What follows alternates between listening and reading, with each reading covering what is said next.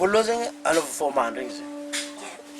Faharoa fotoanany pause café na hoe fotoana pause hely zegny anao miasa igny. Izy ka azonao zegny agnatinao pause hely mba misentir anao hoe à l'aise zegny. Amin'ny fotoana nafy leçon tao na fiasa tao amin'ny fotoana igny zegny. Au lieu tokony andeha koragna amin'olo maro zegny anao, fantoka amin'ny vatan-tegnanao zegny anao ndraiky tanjonao. Amin'ny fotoana igny zegny agnararaotanao amin'ny fagnanaovagna l'imagination na hoe méditation.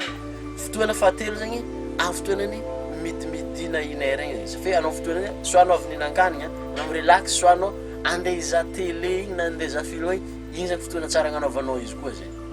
Farany zegny amin'ny hariva zegny.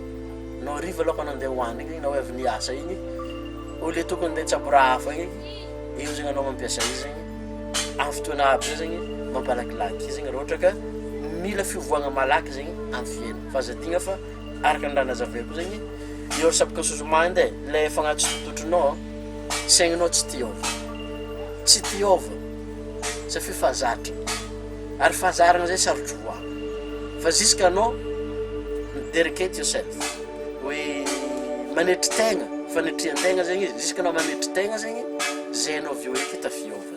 Donc zegny azagaganao izy ka 1 mois tsy miova, 2 mois tsy miova, 3 mois satrobe isena fivoaragna ny famila fanetrehan-tegnanao zegny manetry tegnanao mitsabo le raha dia hitanao misy raha miova fiaignanao. Farany zegny ny raha jiaby zegny miasa à partir na foloana zegny. Donc zegny izy ka tsy noanao zegny raha tsabonao tsy samarsy. Fa raha ohatra inoanao zegny raha tsabonao dia misamarsy zegny finoanao zegny mahavonana.